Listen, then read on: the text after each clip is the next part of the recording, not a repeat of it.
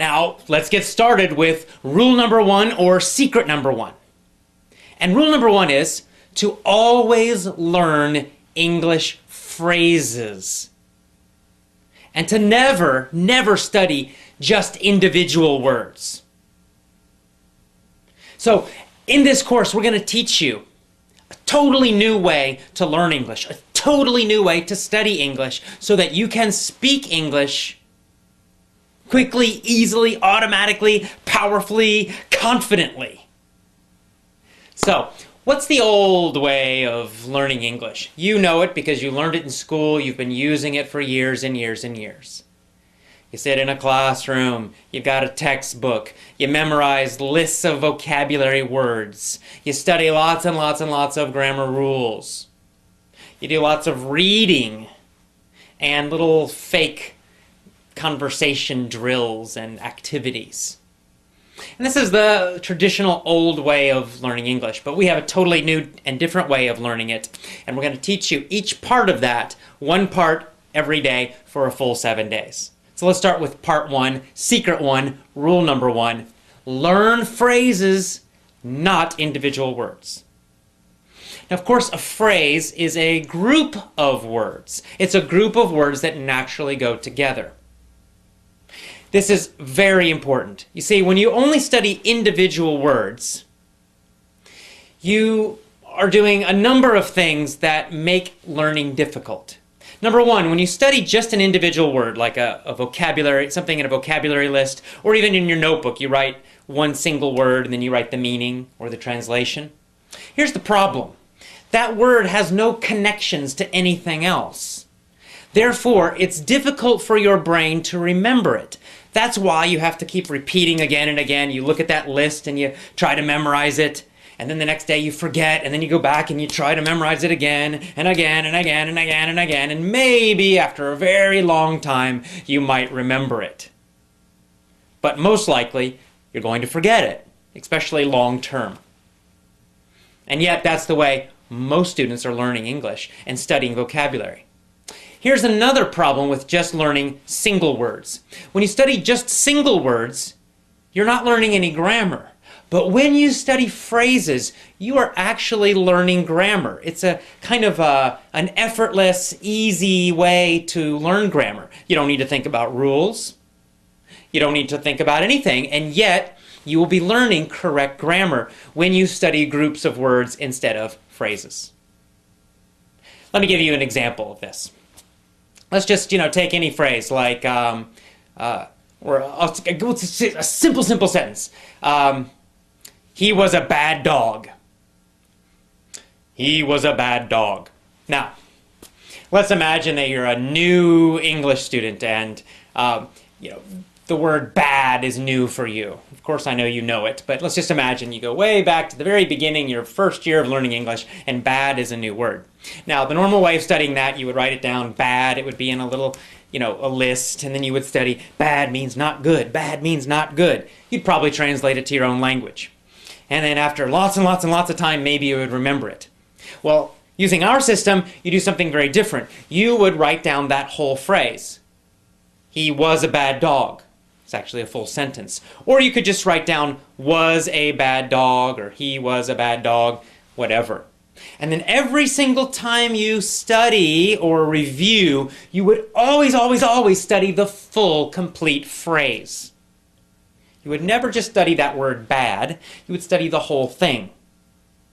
Now, by doing that, you're getting free grammar. How do you know? Well, because first of all, you're getting that verb, was. Right? Was. And that's just going to stick in your brain. He was, he was, he was.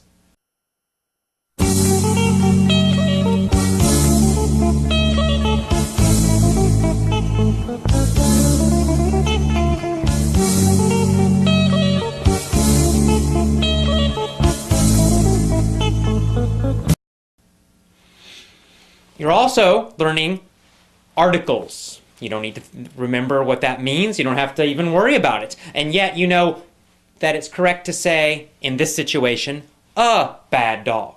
He was a bad dog. Some people say a. He was a bad dog. Both pronunciations are correct. So he was a bad dog. He was a bad dog. A lot of students have problems. When do I use a? or a? When do I not? When do I use the? And you're trying to memorize all these super complicated rules and situations for it. Forget that. It's too complicated. You'll never remember it. Just study phrases, and you'll start to feel when to use it, when it's correct, when it sounds correct, and when it sounds strange, when it's not correct to use those things.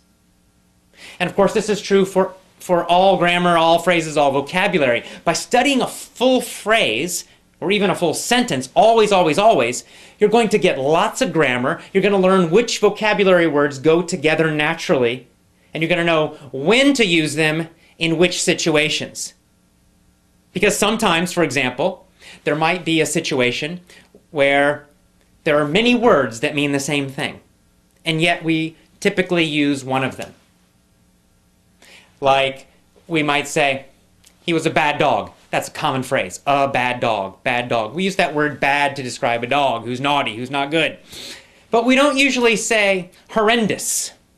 Now, horrendous means super, super bad, really terrible. And yet, we don't usually say he was a horrendous dog. It sounds strange. Even though the meaning is basically correct, yet in normal, real English, not textbooks, but real English, we just don't use that word to describe dogs. Not usually.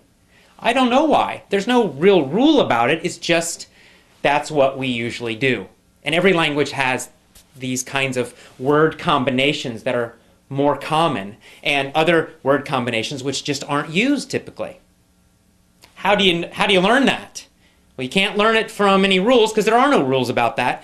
You have to learn it by studying phrases always. Always, always, always study phrases, review phrases. Whenever you learn a new word, don't just write down that individual word. Write down the full phrase, or even better, the full sentence that it's in.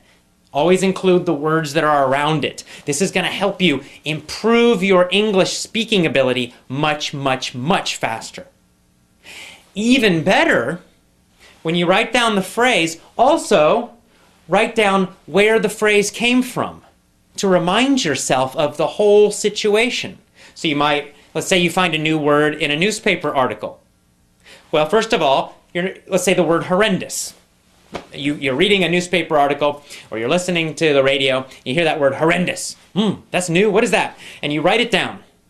But you're not going to write down just that single word, you're going to write down the whole phrase that it was in. And then you're also going to make a note, you're going to put down, this came from a newspaper article about the economy.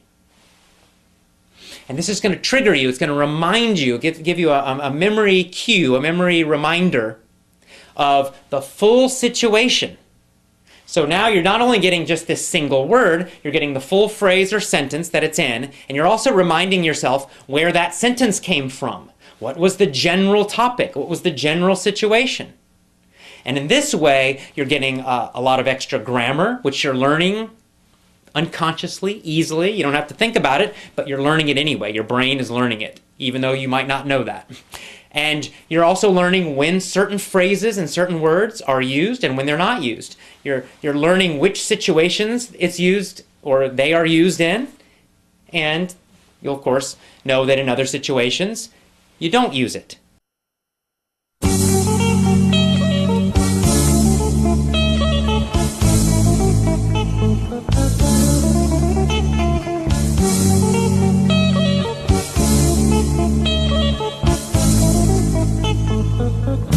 Because as you learn more and more and more phrases, you begin to get this feeling of correctness, and you begin to know when to use certain words, how to use them, and you're also how to use the grammar correctly as well.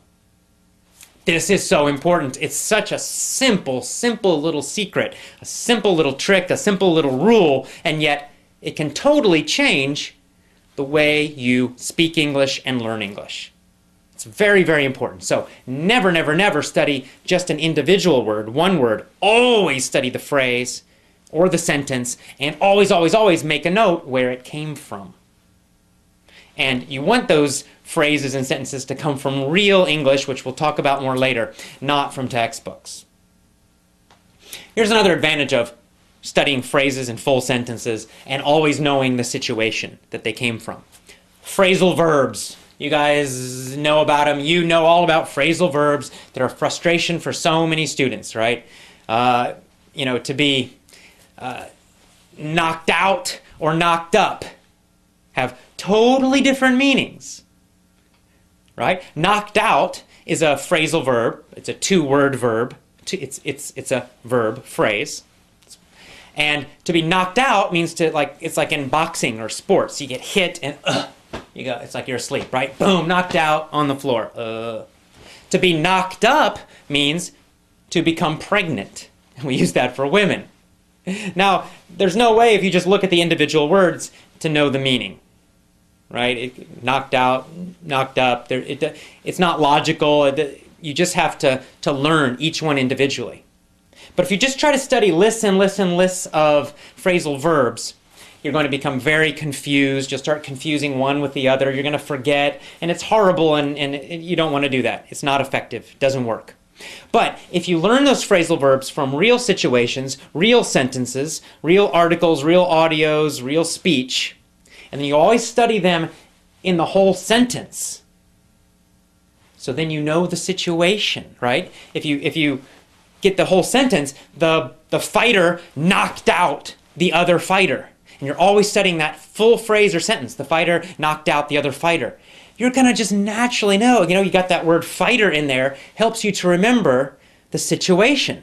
And it helps you to remember the meaning of that phrase, knocked out.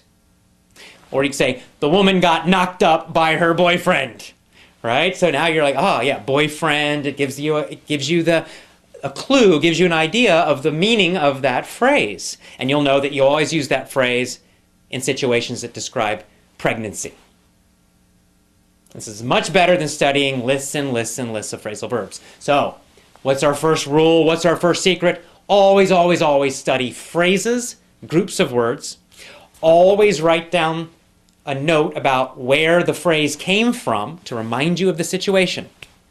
And no more, never again, study just individual words. And that's all. That is powerful secret number one, rule number one for learning to speak fantastic, amazing English. Start using this rule immediately today.